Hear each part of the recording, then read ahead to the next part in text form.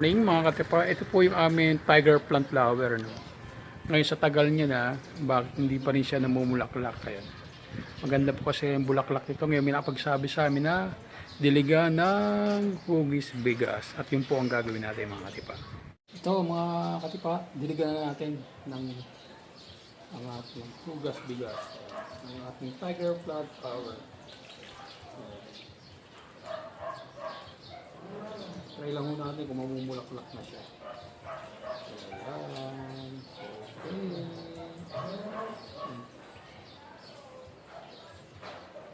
Ayan po. Ibigas pa po yung kaldero natin. Good morning mga katipa. Ito, papakita sa inyo yung aming Hoya flowers. Ang daming bulaklak mga katipa. Ito siya oh.